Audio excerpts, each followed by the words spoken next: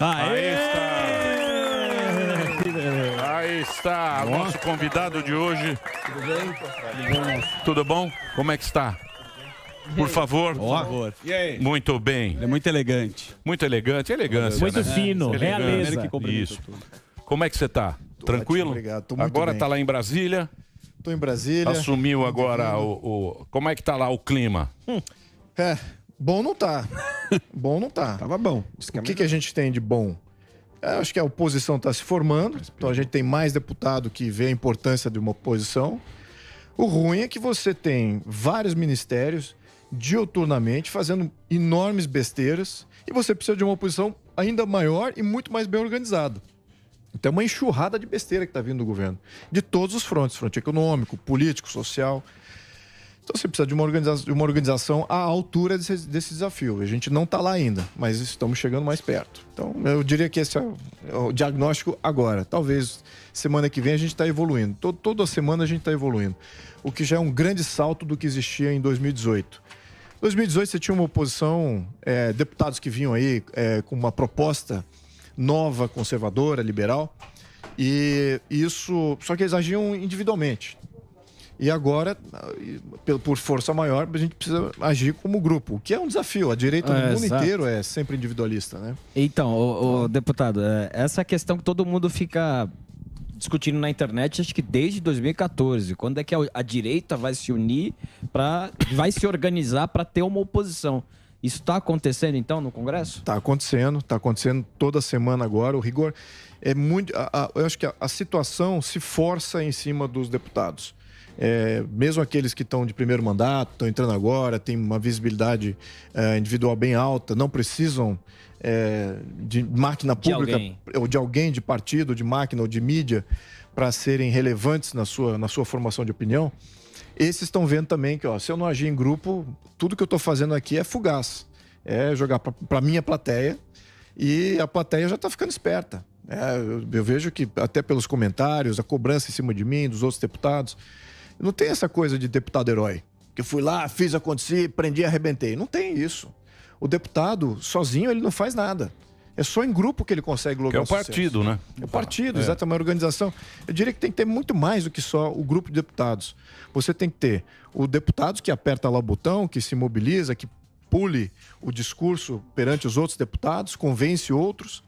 Mas você precisa ter um partido que articula com os outros partidos, com a mídia e também ativistas que estão vinculados com os deputados e com o partido. Então você precisa de uma escadinha vertical, que é o que a esquerda tem. A esquerda tem uma verticalização completa dos deputados com o seu partido e com a sua militância. Na questão da direita não tem isso. A militância é individual, o partido é um partido de aluguel, que não tem necessariamente uma função a não ser... Que é o centrão, né? É o centrão. Eles falam que é o centrão. É o centrão. Então, mas eu vejo que a situação é a seguinte, a opinião pública está muito evoluída. Então, a cobrança está muito alta. E o risco de não cobrar também é alto. Então, a população tem um incentivo para cobrar, os deputados têm um incentivo da cobrança para se mobilizar em conjunto, e o partido, que é, no meu caso, o PL, também está vendo isso. Está vendo, olha, peraí, tem uma opinião pública aqui vasta, profunda, e que está aí para ficar. Esse pessoal não vai para lugar nenhum. E querem cobrar, os deputados querem um partido à altura. Mas a população, você tem um movimento Acorda Brasil, você não acha que a população já está cansada? Como é que participa do seu movimento e o que a população tem que fazer? Olha, o gigante acordou. A cobrança individual nos deputados é fundamental. Isso continue. Agora, precisa continuar também e extrapolar para o centrão, né? Os deputados que não necessariamente são deputados de opinião como eu, né? Que tem visibilidade, tem opinião, etc. Tem deputados lá que são... Vamos só pontuar aqui a diferença do Centrão Brasil para o Centrão Europa. Que esse fenômeno de Centrão existe só nesses dois contextos. O Centrão Europa, ele é formado por opinião política, né? Não é nem uma extrema direita, nem uma extrema esquerda. O Centrão é um centro-esquerda e um centro-direita. Então eles vão por ideologia. No Brasil, não é nem direita, nem esquerda, não é nem centro-esquerda e nem centro-direita. É dinheiro. Negócio. Isso aí, negócio. É emendas. É acesso, é cargos, é licitação. Não, esse centrão precisa morrer. Esse centrão precisa dar, talvez, aí, a criação de um novo centrão, que é de fato ideológico. que pende ou para centro-esquerda ou para centro-direita. Aí Mas não é romantismo seu? Porque nunca teve tão forte de novo o Centrão. Pois é, mas eu acho que a cobrança também nunca teve tão forte. Então, se a cobrança vier a ter o rigor da opinião, porque, lembrando, a esquerda não ganhou as eleições legislativas. Certo. Ela não é majoritária em Sim. plenário. Tem bastante gente contra. Tem muito não Então, mas esquerda mesmo- lá. Tem a mesmo- maioria não esquerda. Mas mesmo para presidente, ô Luiz Felipe, pô, foi pau a pau, cara. Foi pau a pau. E a turma da direita parece que sentiu derrotada. Sim. Parece Sentiu que, parece que foi 60, 40, Isso. 70, 30, entendeu? Foi pau a pau. Eu acho que esses caras, esses eleitores, que a gente brinca de chamar, que é o afegão médio, é o cara, porque se você pegar lá do PT lá para trás, 20 anos atrás, esse cara montou um negocinho. Hoje ele já é um meio empresário. Tem muito isso no Brasil. Tem muita pequena empresa e tal. O cara já sacou que é esse cara que vota, que tá fazendo esse voto, que não acredita mais naquele negócio de pegar uma migalha lá, pegar Sim. um incentivo. pegar lá um Assistencialismo. assistencialismo. Ele já quer ele tocar, Sim. quer ele tocar o negocinho dele. Tem muita gente assim no Brasil. Isso foi uma mudança que a gente não percebe muito. Eu acho que esses votos é dessa galera, mas o cara tem você vê a votação, a emenda que deve ter passado lá pro cara votar no Todo mundo tem no um interesse, Lira, no outro. lógico. Você ainda vê que tem. tem. Mas o Bolsonaro também fez o Mas mesmo é o que eu esquema, falei, né? continua. Porque isso aí parte do próprio. Você lembra que eu ia falar que eu tenho a caneta BIC? Isso. Vai lá e compra os caras pra votar com Assina ele. na comunista. Aí não vira. Esse é o jogo. Esse ânimo, desânimo da direita, ele é 100% fundamentado nesse problema de centrão aí. A direita se desanimou porque conhece o centrão que tem. Sabe que, poxa, peraí, a maioria é não esquerda, só que a maioria também se vende. Então é isso que é o grande, eu diria que medo, ou eu diria que desincentivo para a direita. Ao passo que, por exemplo, Estados Unidos, se eles ganham, se a direita é majoritária, a direita é majoritária. Eles vão fazer uma oposição coesa, contrária ao governo. Aqui o que acontece? Quando você tem uma maioria não esquerda, não significa que você vai ter uma coesão ideológica contra o governo. Significa que o teste vai existir do governo tentar corromper ou comprar, não diria corromper, é uma corrupção branca, né? Você dá cargos, emendas, etc. É uma corrupção branca. Então, você acaba subvertendo o que deveria ser um poder legislativo independente. E o que acontece? Os deputados, em sua maioria, eles não elegem o líder de Câmara, ou seja, o presidente de Câmara, que seja um ideologista que queira fazer, de fato, uma oposição a um governo de esquerda. Eles não elegem isso, eles querem um cara que vai negociar, um cara que vai contemplar, ou seja, um cara que vai vender o legislativo para o executivo, que ali ainda tem orçamento, ali ainda tem uma série de alavancas para comprar o legislativo. E tem deputado que quer isso aí, não quer discussão, não quer briga. Isso. Então, isso aí, na minha opinião, tem que acabar. Esse tipo de deputado, na minha opinião, destrói o sistema legislativo do Brasil. Ao mesmo tempo, as alavancas que o executivo ainda tem para comprar o legislativo também destrói o poder legislativo. Então a gente está com dois problemas sistêmicos aí, onde é que se rompe isso? Com uma opinião pública muito bem formada e também agindo lateralmente. Não adianta você eleger ali o seu deputado que é da oposição, que é o cara que tem opinião, mas você tem que não eleger o cara que vai se vender. Isso é que é o fundamental, agir lateralmente. Então, temos esse desafio. Eu sinto que a galera tá esperando, né? Tá esperando. Você vê, mesmo a imprensa. Não, o povo tá esperando o quê? Tá na expectativa? O povo tá na expectativa, tá na rua. O cara que votou no Lula falou: ih, será que vai? Falou muita besteira, como disse o Sami, os gatinhos. Os gatinhos arrependidos. desesperados. Mas os gatinhos têm dinheiro, os gatinhos. Exatamente. Tem Os casa em gatinhos, Miami. eles vão para os Estados Unidos. Os gatinhos têm para onde fugir. Agora, o povo tá meio que esperando, né? Tá com. A esperança a gente sempre tem, né? Que o país vai melhorar e tal. Mas é difícil, né? Com a ficha corrida, com a escalação. A eleição do Pacheco, para mim, foi fundamental nesse otimismo ou pessimismo. Se ele tivesse não sido eleito, se o Marinho tivesse sido eleito, a gente teria uma chance de ter uma oposição mais séria. Mas com o Pacheco eleito, o que acontece com isso? Algumas armas que o Legislativo teria contra o governo, contra no sentido positivo. Sim. Tá? Do Legislativo, oposição. de fazer uma posição séria, bem calcada aqui em fatos, evidências, verdades. Por exemplo, decreto legislativo. O decreto legislativo é mais importante que o executivo. Então, ele agora está governando por decreto, está colocando vários decretos lá contra armas, uma série de coisas, recriando lá os conselhos populares, que é uma aberração que deslegitimiza praticamente todo o sistema legislativo. Enfim, está fazendo um monte de besteira ali nesse sentido. A gente poderia estar fazendo decretos legislativos, mas tem que ter aprovação da Câmara e do Senado.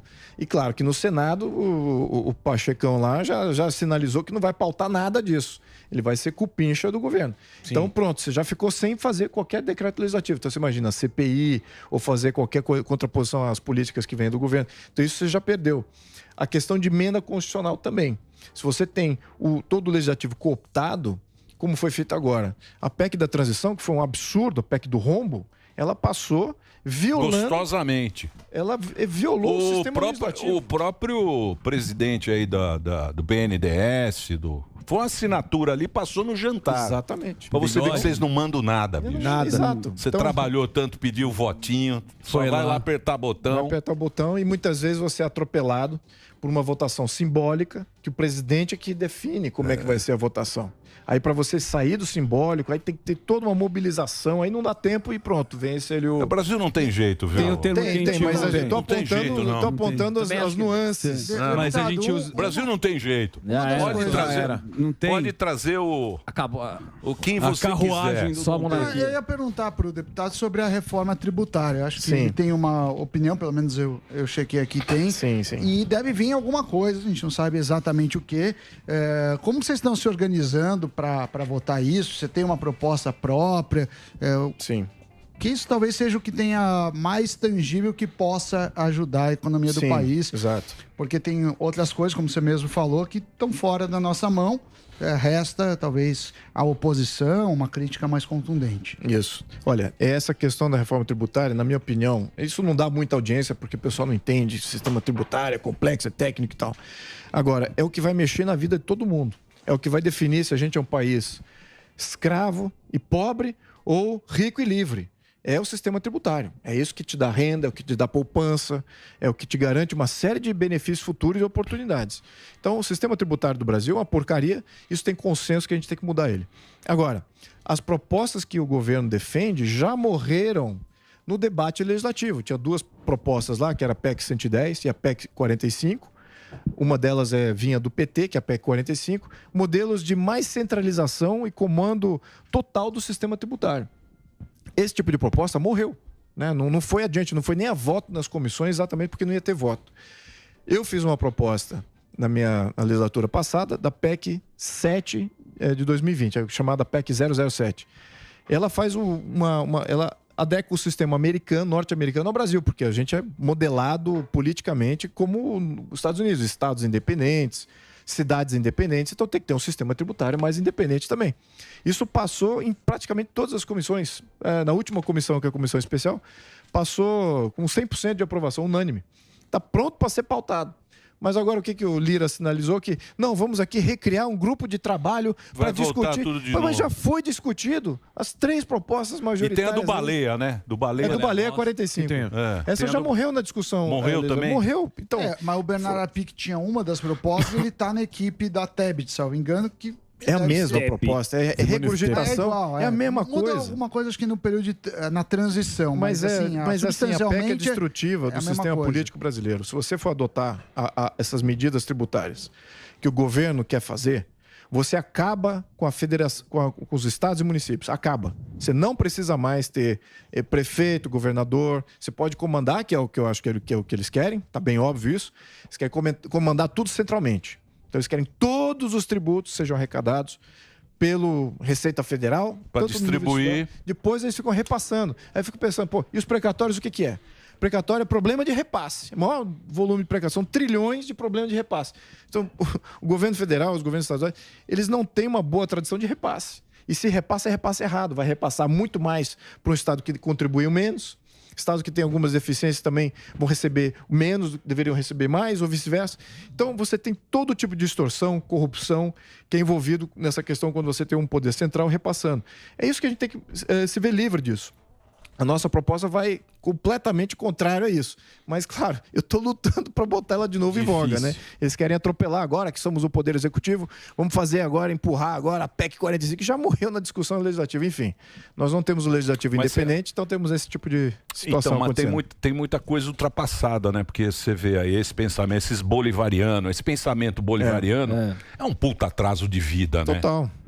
É um puta atraso de vida, porque é uma coisa que, porra, você tem que, porra... Já viu que não funciona. Não funciona. Essa conversa aí. Contundentes exemplos históricos que foram ignorados, né? Então, cara, mas dá tristeza isso aí, porque você vê fora, mais uma na vez. gringa. Na gringa, você vê, não, Brasil, agora voltou o Lula, você vê os índios dançando. Aí você fala, não, bicho, não pode. Nós estamos num mundo, porra, esse mundo porra, não pode ficar parado, né, meu? Não pode ser, né? Pô, o Brasil é legal. A gente, o Brasil é legal. Com o Lula, a gente engatou a marcha ré e acelerou. Fica os índios. Eu falei, puto, Village People, sabe? Os caras meio fantasiados. Falei, não. E todo mundo acha isso lindo, Exato. né? É porque parece bonito. O mundo acha isso lindo, né? Os caras com os... Puta, eu falei, não pode, bicho. Tem que ser mais moderno, senão a gente não se integra, né?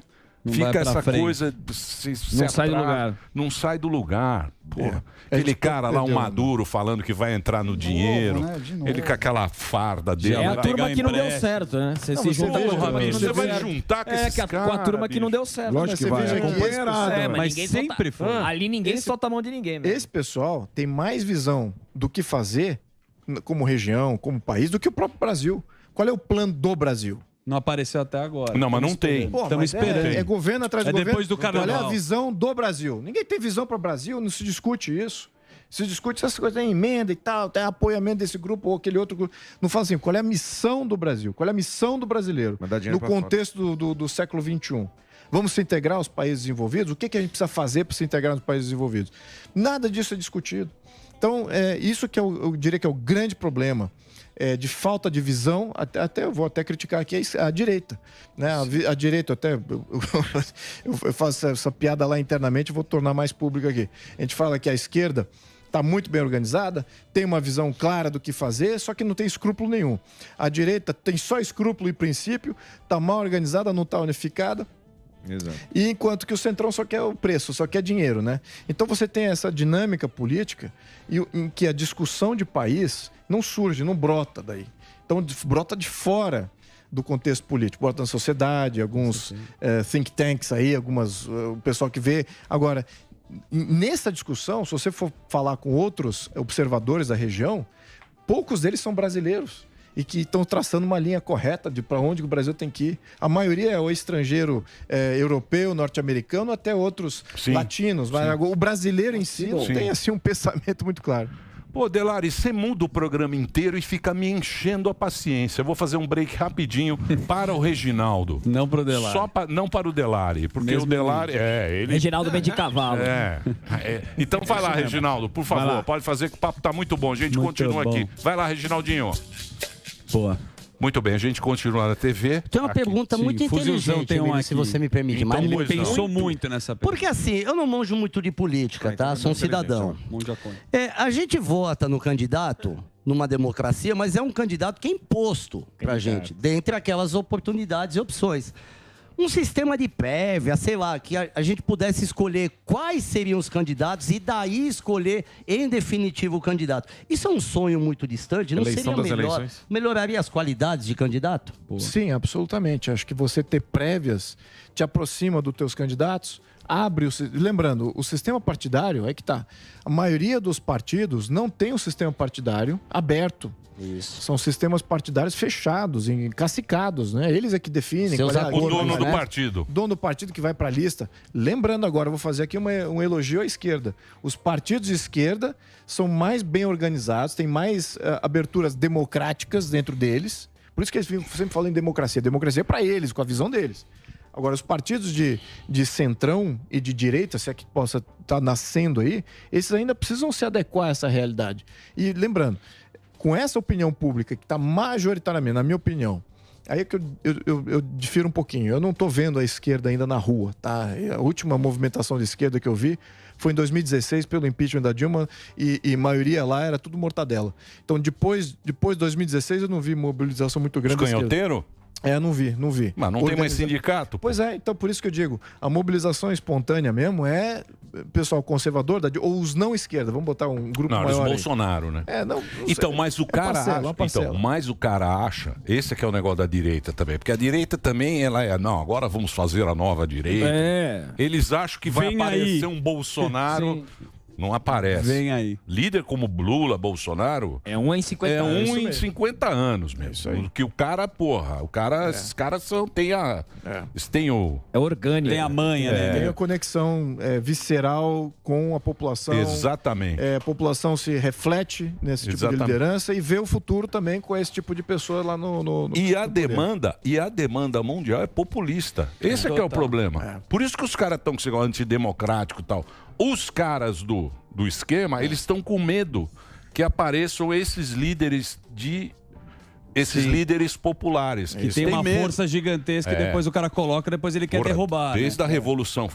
Desde a Revolução Francesa, esses caras morrem de medo do povo, bicho. Sim. O povo, quando tá bravo... Não mexa com o povo. O povo não é bobo. Tá bravo, o povo bravo, ninguém segura. Concordo. E vocês tocaram num assunto muito interessante. Eu tô adorando o papo. Inclusive, eu bebi muita água, precisava no toalete. Depois da pergunta, se você puder, eu vou muito rápido e vou. Fez uma gracinha. Pergunta e vai embora. Mas, não, você tava tentando que a direita, né, não tem uma liderança, né? E a gente tem um termo que a gente usa que é pular do cavalo.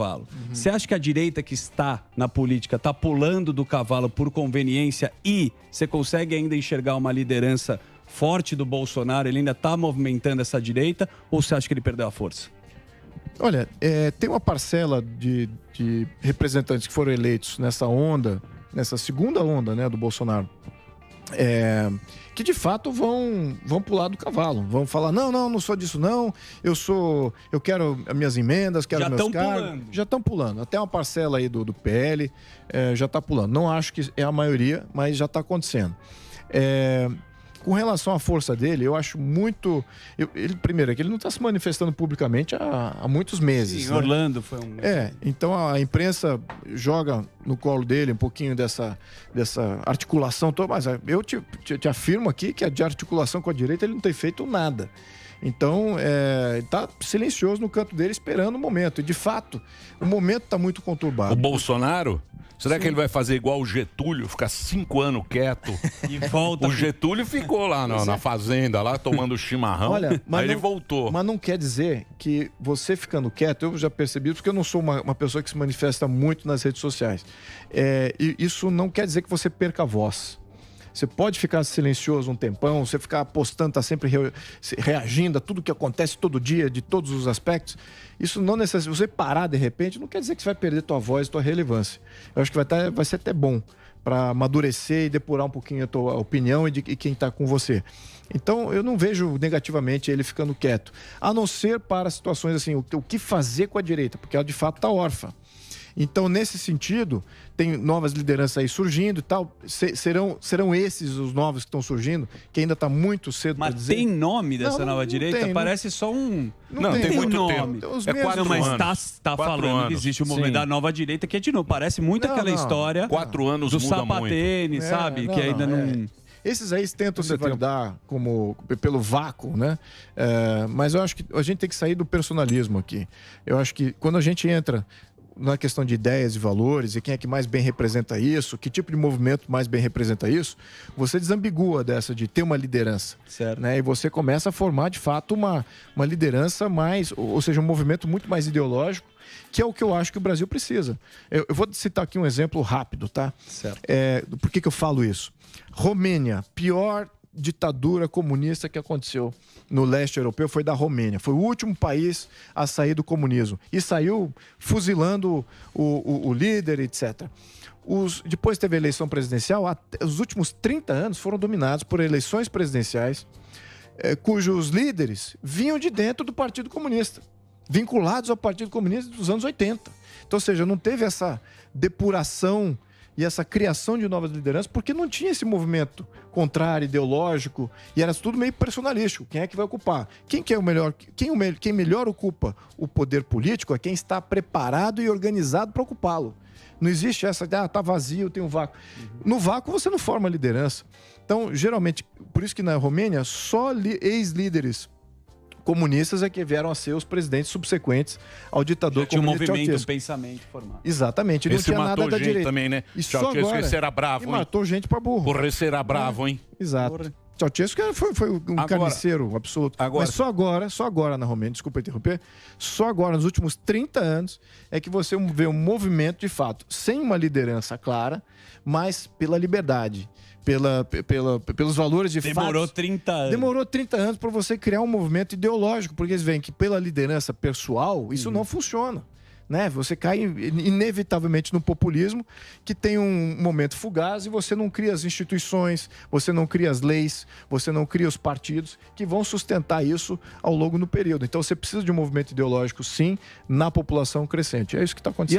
E agora com essa questão aí da direita, com o Bolsonaro fora de jogo, porque a gente sabe que na direita ele era como uma espécie de líder ali da direita. E aí a direita, cada um toma seu rumo. Cada um quer ser mais direita do que a direita, né? Eu sou mais limpinho. Direita mais direitão. Eu sou perfeitinho, eu sou mais limpinho.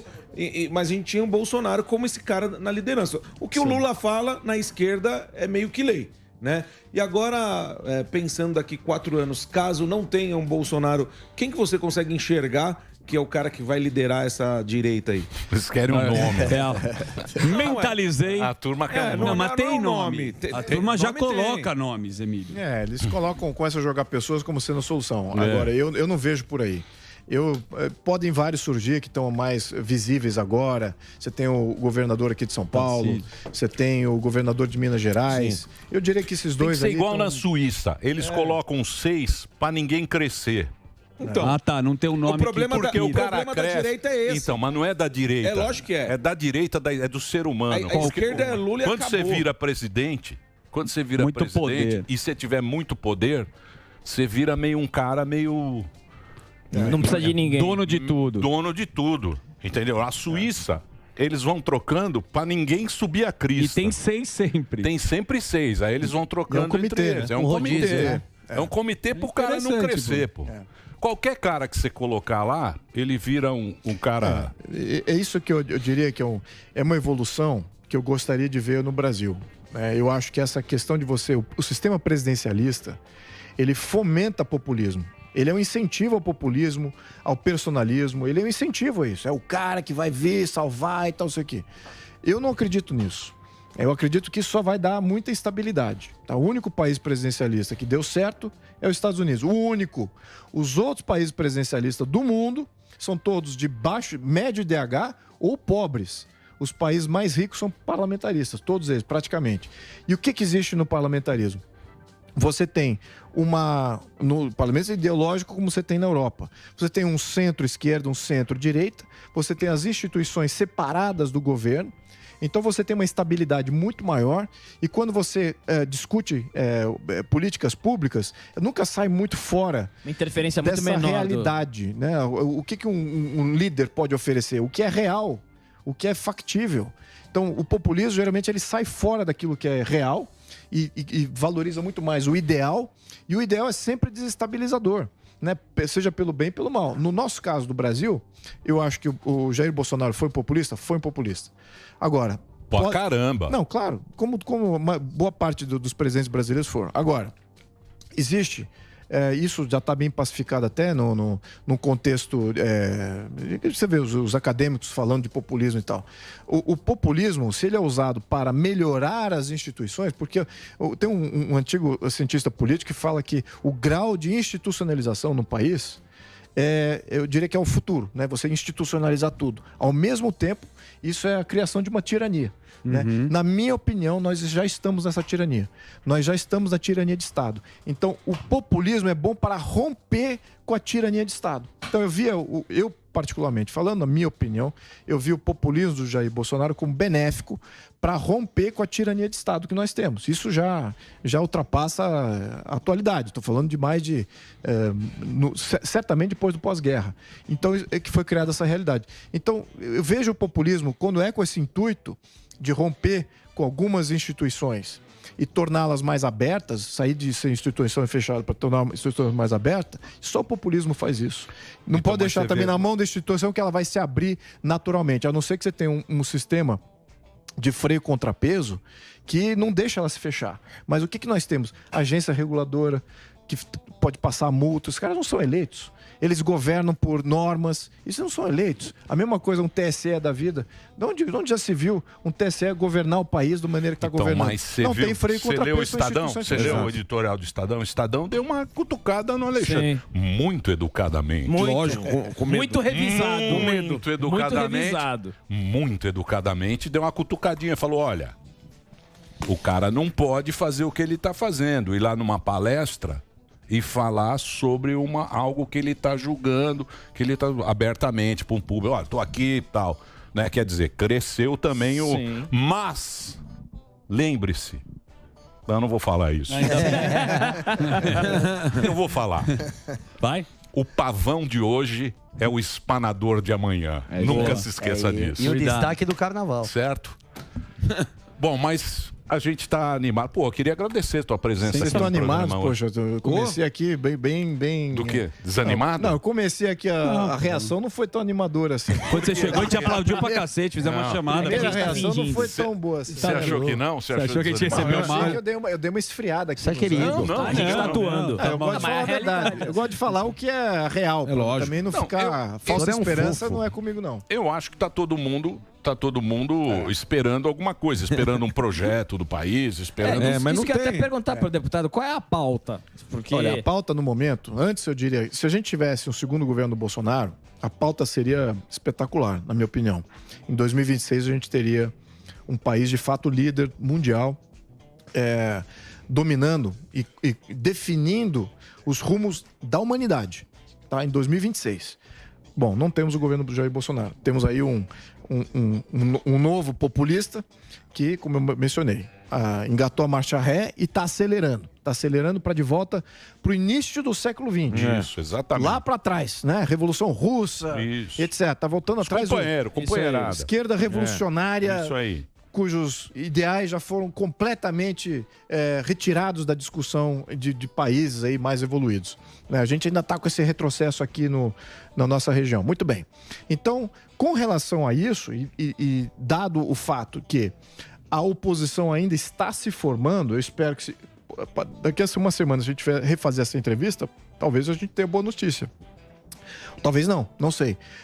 Na atualidade, a gente está formando uma oposição. A gente vai começar as votações essa semana. E aí a gente vai começar a ver quem de fato é a oposição, o tamanho da oposição, e se dá de fato para a gente ter uma linha de defesa contra os projetos do governo. A linha de defesa que eu via como sendo bem tangível, mais tangível do que a atual, era a presidência do Senado e a presidência da Câmara. Ali sim você teria uma linha de defesa muito mais clara, se por acaso fossem... Para não engavetar o... Mas já foi, fazer já o que foi. estão fazendo, entregando o legislativo para o executivo.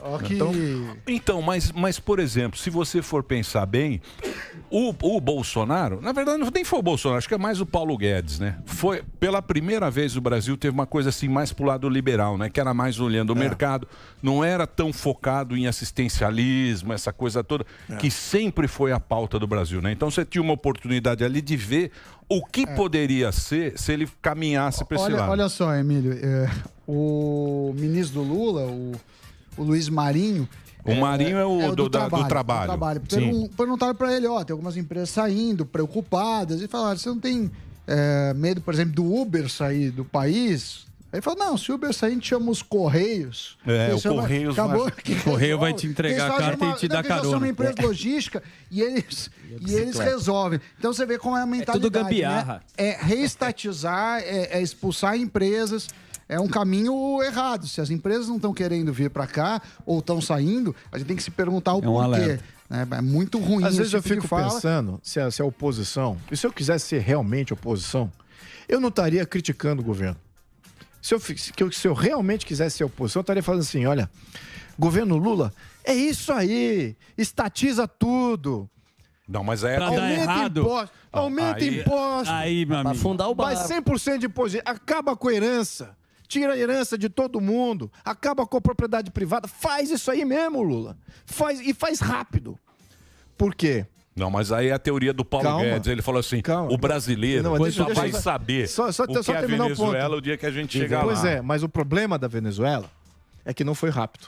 25 anos. É que anos. tinha uma oposição lá. E eles ficavam segurando, fazendo bom senso. Aí passa 1, 2, 3 anos, 4 anos, 5 anos. Pô, de repente você vê. Você já não tem mais oposição. Agora, se ele fizesse tudo agora, já era uma crise imediata, você tem um problema... Tá torcendo pra dar errado muito rápido. Pois é, não, seria um pensamento. Se eu fosse realmente oposição, eu falaria, Lula, você tá fazendo a coisa certa. Vai com tudo, acelera esse plano comunista aí rápido. Entrega o Brasil pra Argentina, pra Venezuela. Pergunta pra eles o que eles querem do Brasil. Entrega tudo logo. E olha, acaba com o nome Brasil também, com a bandeira. Tira logo essas cores verde e amarelo. Bota tudo vermelho. Faz isso aí logo, Sami já comprou passagem. Isso é oposição, Tá porque fechando ali. a reação a isso ia ser muito brutal. Agora, Então, um puta anarquista, hein? Se a gente faz Fala uma que oposição... o cara é da monarquia, um puta anarquista. Tirou a coroa, meu amigo. Não, eu tô falando se eu fosse oposição. Sim, mas ele é elegante. Né? O senhor é então, fofo. o que a gente tá fazendo... isso aí. Nosso princeso. O que a gente tá fazendo aqui é a saída de bom senso. É tentar preservar tudo aquilo que a gente construiu aí dos últimos 500, 600 anos de existência, né? Como ideia, como país, etc. Então, isso, na minha opinião, neste momento aí, eu já não sei o tamanho da força. A gente ainda vai medir essas forças agora, as próximas semanas. Muito bem. Mas se de fato a gente for atropelado, então vamos ver.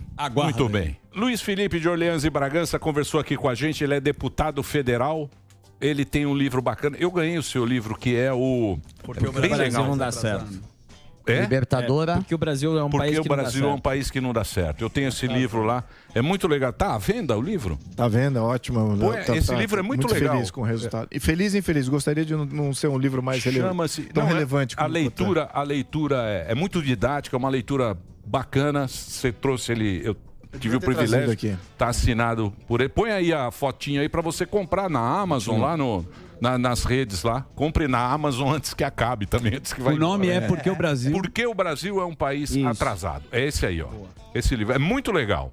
Muito legal. Show. Luiz Felipe, obrigado pela sua presença. Obrigado a todos vocês. Parabéns pelo Boa programa. sorte lá. Estamos contando aí com vocês. Sempre que tiver novidade, traga aqui pra gente. Continua a cobrança aí. Agradeço a todos vocês. Muito obrigado. É isso aí.